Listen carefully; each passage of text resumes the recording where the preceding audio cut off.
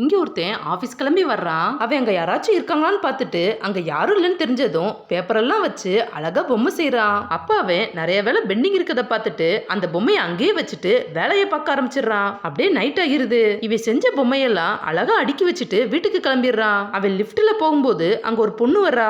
அந்த பொண்ணு இவனுக்கு ஹாய் சொல்லி இவனுக்கு கை கொடுத்துட்டு கிளம்பிடுறா. அடுத்த நாள் இவன் அந்த பொண்ணை பத்தி நினைச்சுக்கிட்டே இருக்கான். அவ இவனை கிராஸ் பண்ணி போனதும் இவன் அவளுக்காக ஒரு ரோஸ் செஞ்சு அதை அவ கிட்ட கொடுக்கலாம்னு பாக்குறான். பட் அவ உள்ள வந்ததும் உடனே பயந்து அதை மறைச்சு வச்சிடறான். அவ இவன் கிட்ட பேப்பர்ஸ கொடுத்துட்டு இவன் செஞ்சு வச்சிருக்க பொம்மைகளை பாக்குறா.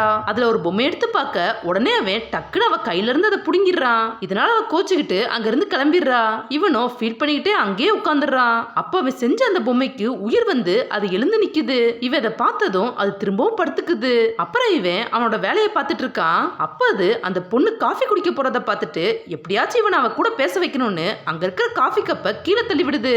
இவனும் அந்த கப்பை எடுத்துட்டு பிளாஸ்க்ல இருக்க காஃபியை ஊத்தி குடிக்கிறான். இதனால இது ஃபீல் பண்ணிக்கிட்டே அடுத்து என்ன பண்ணலாம்னு யோசிக்குது. கொஞ்ச நேரம் கழிச்சு இவன் தைரியத்தை வர வச்சுட்டு அவகிட்ட அந்த பூவை குடுக்கலாம்னு போறான். பட் அவளோ இன்னொருத்தர்கிட்ட பேசிட்டு இருக்கத பாத்துறான். உடனே இவன் அந்த பூவை கீழே போட்டு சோகமா உட்காந்துக்கிறான். இத பார்த்த அந்த பொம்மை இவங்களை எப்படி சேர்த்து வைக்கிறதுன்னு தெரியாம குழம்பி போயிருது.